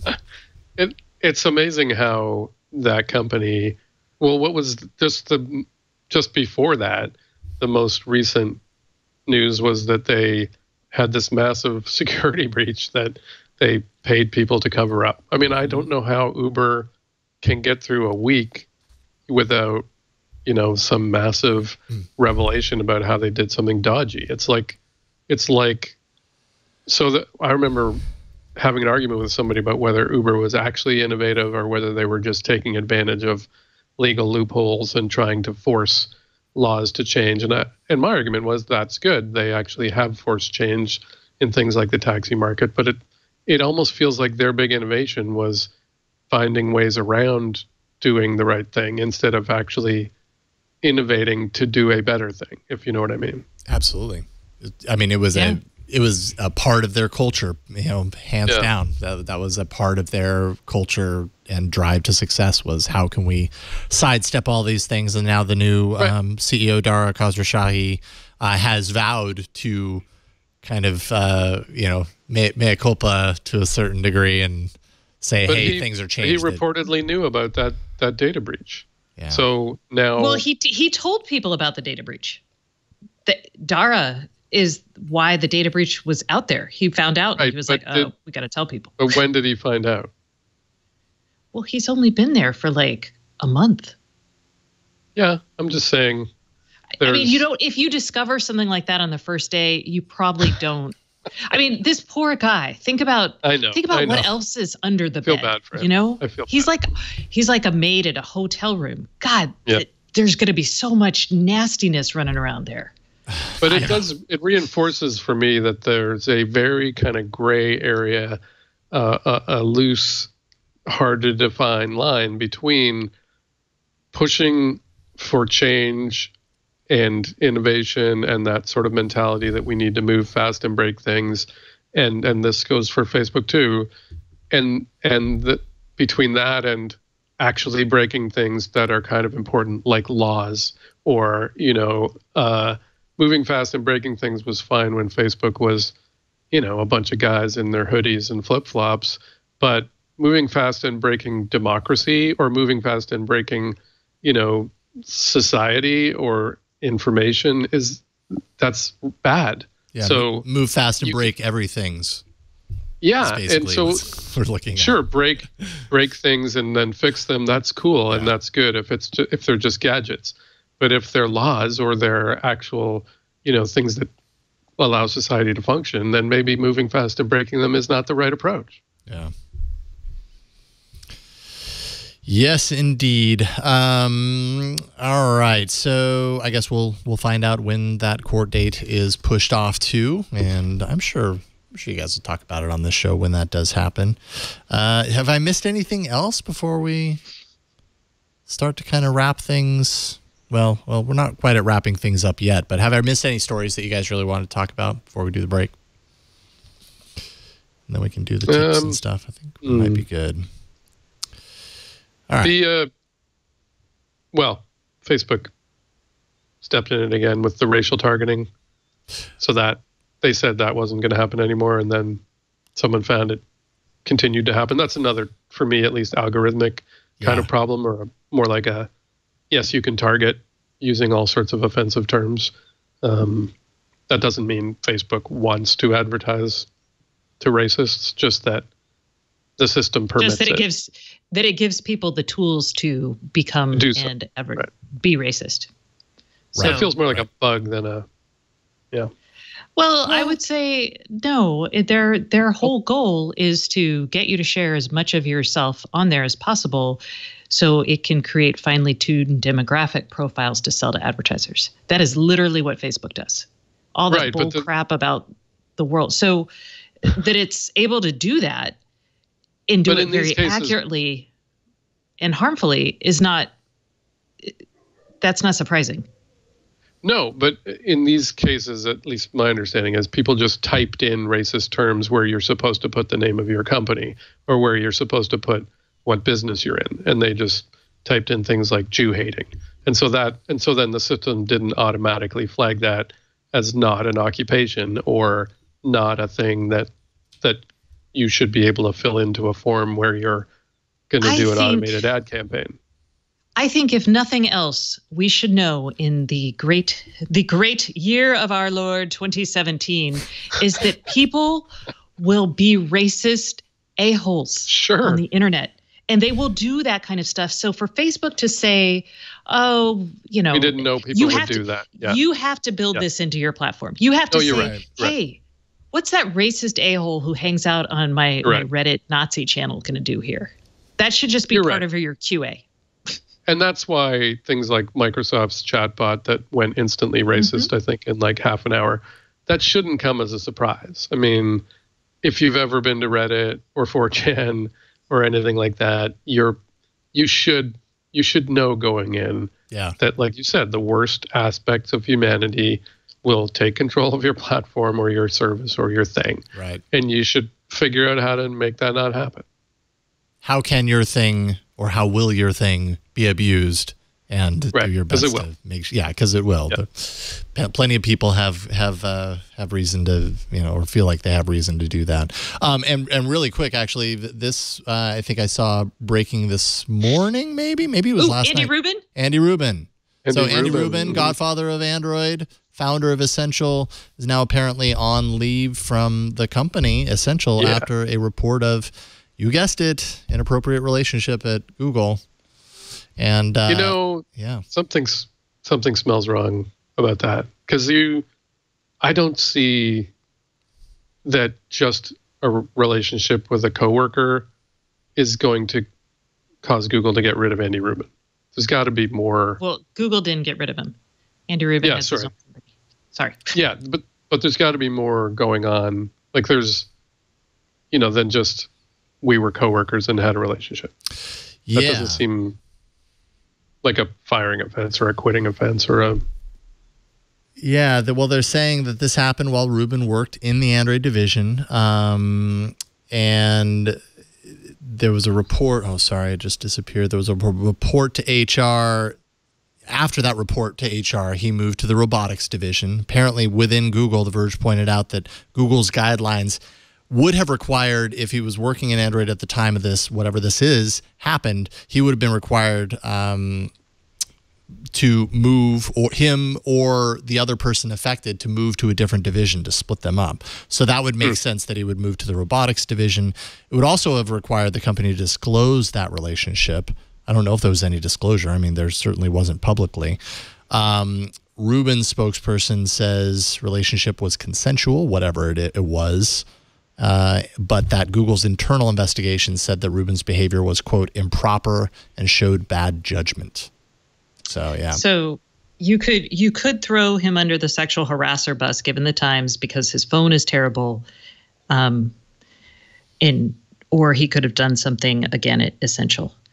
How crazy would it be to be branded as a sexual harasser is better than being branded as the failed CEO of a smartphone company in 2017? Wow.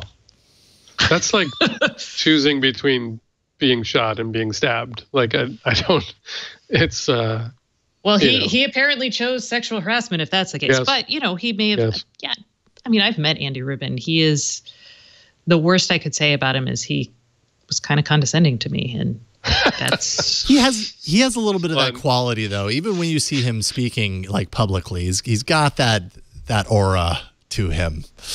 But if that was a firing offense, there'd be nobody working at any of the major platforms in Silicon Valley. So yeah. Right. So I'm not, but I will say that Google, the sexual harassment that goes on at Google, or even things like dating your coworkers, that is not uncommon at Google. That's not uncommon at a lot of tech places, especially places that want you to live where you work and to be social at work. So, this. And that is an unintended consequence. You force people to live in dormitories nearby and socialize with each other, and you provide all sorts of, chances for them to do that at work, and you blur the lines between work and your social life, and then it shouldn't be that surprising. People are going to form relationships. Yeah. So. All right. I think we've done it. I think there is not one possible news story left for us to discuss. We've covered it all, everything, except for the things that we didn't talk about from the doc. But before we get into tips, tricks, and all that kind of stuff, to close out the show, let's thank the sponsor of today's episode of This Week in Google, and that is Sonic. Sonic provides my internet at home. It also provides Twit's 10 gig fiber internet here at the studio. They are Twit's service provider. The internet infrastructure in the U.S., as you may know, needs fixing. Too many people are paying too much for unsatisfactory cable internet.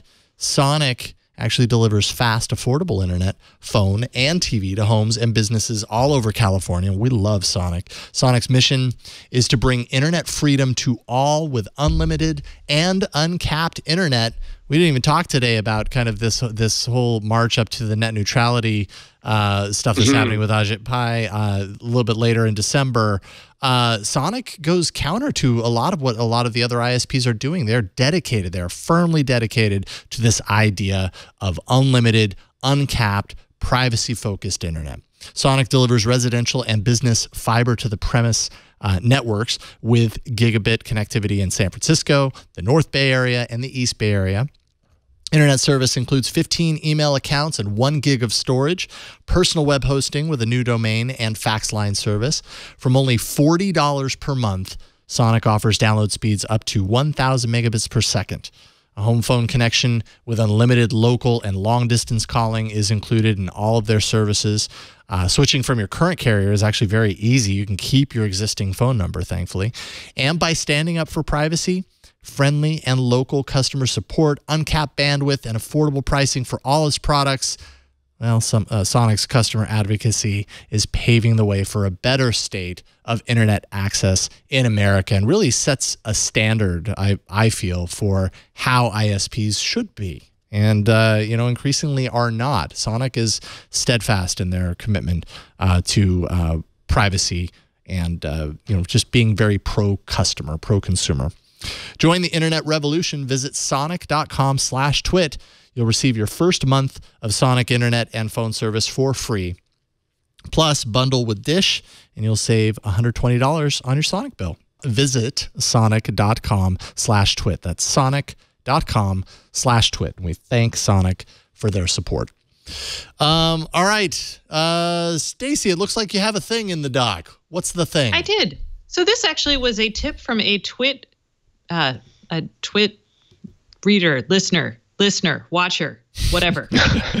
Fan. I'm like person who watches and listens to Twit on Bluetooth headsets. So this, I just put Bluetooth headset. So this is the Senso. I was looking for cheap Bluetooth headsets to go with my phone that I could just wear, running around, and I lose headsets like nobody's business. So I don't want to spend a lot of money on them. So these are okay, and they're comfortable for me with small ears. I still feel like the sound quality is good. When I talk to people on them, if I'm outside, there's noise, but if I'm inside, people can hear me just fine. And I did go do a workout. They did not fall out of my ears while I was running, nor did the one sweat session that I did that did not short them out. So I felt good about that. So these are a $30 pair of Bluetooth headphones, and they're all right. Nice. I actually need to move into the Bluetooth headphone world because Google is basically forcing me to, because I'm living the dongle life now with my wired headphones and the Pixel 2. I'm still not happy about it, but I figure it's probably time for me to check out Bluetooth headphones finally and see if I really care either way about them. My biggest issue, and I don't know if this is headphone specific yet because I haven't tried enough of them. The others were the Pixel Buds, and those are terrible. Yeah, I've heard that. So I'm not going to put those. But there is interruption on them every now and then. And I don't know if it's just my phone, like notifications going in. But, man. Yeah. So Bluetooth. every now and then, so every now and then they're not Bluetooth. they're still Bluetooth headsets, I guess is the best way to do it. They're great pair of $30 Bluetooth headsets with all the caveats that implies. Got it. Have you tried the Pixel Buds? Yeah, they're awful. I wanted to claw them. They felt like something clawing at my ears. Oh. I hated them. And then someone said in order to pair them with something, you had to put them back in the case, reset them, and then pair them to move from like one device to another. That just seems insane. I don't understand how they could have made it out the door with that being the case. Wow. I'm not rushing out to get the Pixel Buds. It's because they were focused on their sure. hamburger emoji. Yeah. Right. They had their priorities in the right place. The whole organization. According to Sundar Pichai. Mathew, what about you? Do you have anything, tool, tip, anything that you want to mention? So I guess I'm interested in, there's this thing called Bitcoin. I don't know if you guys have ever heard of that. A little bit, yeah. It's kind of a big deal. I find it fascinating. I was saying this to someone the other day, watching Bitcoin over the last year or so, or cryptocurrency and blockchain, is the closest thing I can remember to when I first saw the internet. So a Mosaic browser and hyperlinks, and then the early days of the internet, because I'm an old person. It was simultaneously incredibly nerdy, really dumb looking, hard to use, confusing, and yet incredibly fascinating. And you just had a feeling that this was going to change not just one or two things, but everything eventually, which I think has proven true. And I feel that way. I felt the same when Napster showed up and peer-to-peer networking. But Bitcoin feels, and cryptocurrency and blockchain feel, so it's just nerds and people trying to make quick money at the moment. But that's, the early internet was like that too. I just feel like there's something, this is going to change a lot of stuff, a lot of incredibly important things, whether it's insurance or banking or government or you name it. And yet right now it's a Wild West sideshow. And both of those aspects are kind of fascinating to me. So anyway, you should look into it. So you're kicking yourself for having sold the Bitcoin way back when. Yeah. Does that mean have you gotten back on that train now? I mean, It's too expensive to get back on that train now if you want a single Bitcoin anyway. But there's so many different cryptocurrencies now. And Ethereum, I think, is way more interesting than Bitcoin. Like Bitcoin, I think was a proof of concept, and it led the way for a lot of things. But there are way more interesting things being done with other types of cryptocurrencies. I find the financial aspect fascinating with companies doing ICOs, which are kind of equity issues, but kind of not. The SEC is scrambling to catch up. I talked to a guy who works for the Bank of Canada, and they're thinking about launching their own cryptocurrency, the Bank of Canada. So the central bank of a country. Wow. Because they're gonna have to do something, otherwise they will cease to be relevant, because currency and markets will move elsewhere. So it's just a fascinating area. Yeah. One of the bigger threats to banks is the fact that you can no longer do time-delayed based arbitrage with cryptocurrencies, because you automatically transfer the data. It goes as fast as the data. So things like the wires for traditional payments, yes, it's gotten faster, but you still had like an overnight time frame when those weren't hit people's accounts, and you could actually trade on that, and people did. It's instant. So, well, not yet. Not everybody. Like this is why some financial players are like, "Dang, this is gonna kill us." So, it's very. I'm like, wow, interesting. Yeah, there's going to be fortunes made and lost, for sure. Absolutely. Although already are. My biggest rule for any ICO, any Bitcoin/blockchain tech is, first of all, why do you need a distributed ledger? Because if you can't justify that, it's just it's a gimmick. Words. Yeah. So that's it. All right. What do I have? Let's see here. I think I have a tip for you. We talked about it a little bit earlier. We talked about the Pixel 2 having the Pixel Visual Core, and with the new 8.1 beta update rolling out, it's going to activate that. But just because you got the update on your Pixel 2 doesn't mean that it's activated. So if you want the benefits of Pixel Visual Core, and primarily the benefits right now are that you get all of the camera quality, the HDR plus processing that you're used to getting in the stock camera app, but in all camera apps, on third-party apps like Instagram or whatever. When you use those cameras, you get the better, improved quality. That's a big part of what this allows for. You're going to have to go into settings on your Pixel 2 device and activate this, and I'll show you how to do it. Basically, you have to have Here we go. You have to have access to the developer settings. If you don't have access to developer settings, you'll need to activate that first and foremost. It's kind of a hidden thing. If you go into System and then you go into About Phone and you double tap or you tap the build number, which I'm trying to kind of hide a little bit here, a bunch of times, it'll open up the menu for you, and then you'll find it in here, System Settings, Developer Options. I'll go ahead and go in there, and then when you go down to the debugging section, down at the very bottom of debugging, is Camera HAL HDR Plus. Go ahead and turn that on, and then in order to actually apply it, you have to reboot your device. Once you do that, then you will hopefully experience the benefits of Pixel Visual Core in 8.1, and some of your third-party camera apps that you use will see an improved bump in quality for your pictures. So now you know, and knowing is half the battle, as G.I. Joe once said. You know. do, do, do, do. And that's it. I think we've got a bunch of magical title suggestion ideas that came from this episode, which tells me this was an awesome episode. Usually the best episodes have like tons of title options. But I knew it was going to be because you guys are both awesome, and I really enjoy doing shows with you guys. So thanks for inviting me into the home. Thanks, man. Oh, thank you, Matthew. Awesome thank you, Stacey. Mathew Ingram, Columbia Journalism Review, MathewIngram.com. Matthew, you're awesome. Tell people where they can follow all your awesome work. They can go to cjr.org, or they can go to @MatthewI with 1 T on Twitter. Right on. Very important. 1 T. You're going to want to put the second T there. Don't do it. Entirely different Mathew Ingram. Lots of people need 2. I only need 1. That's right. Yes, you make 1 work. Thank you, Matthew. This is a lot of fun. Appreciate it.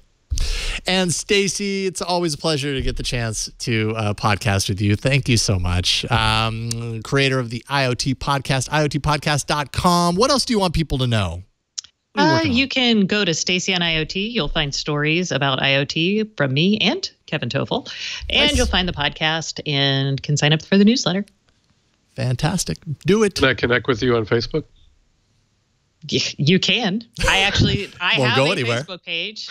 No, I sometimes even answer, but I don't go on it for social. Oh. It's only work. Okay. If I do decide to continue, get back onto Facebook and everything, I think I'm still going to keep the app off my phone, but I don't even know if I'm going to do that. So I feel a little bit of the pull, but I need to resist the temptation. I don't know if I have time for Facebook in my life right now. What if you just stick a thing after you've been on Facebook for more than 10 minutes, it shuts off?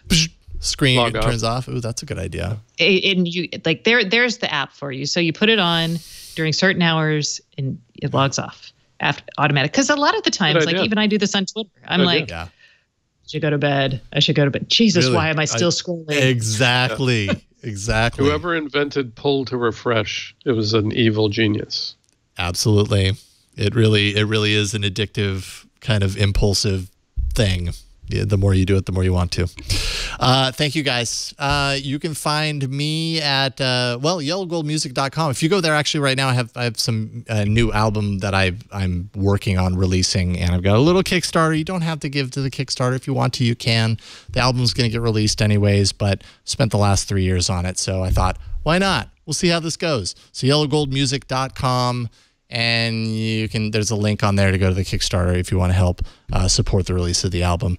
But, music's a thing I do in my pastime, and I'm happy to share it with you guys as well. But that's it for me. If you want to find this show, it's pretty easy to do. twit.tv/TWIG for This Week in Google. You go there, you're going to find all past episodes. You'll also find that we have a live link up at the top, twit.tv/live. If you want to go there, you can watch us record live every Wednesday, 4 p.m. Eastern, 1 p.m. Pacific, 2100 UTC.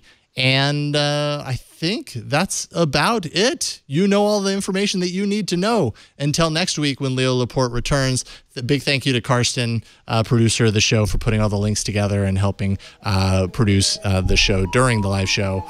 And that's all we got. Thank you, everyone. We'll see you next week on another episode of This Week in Google. Bye.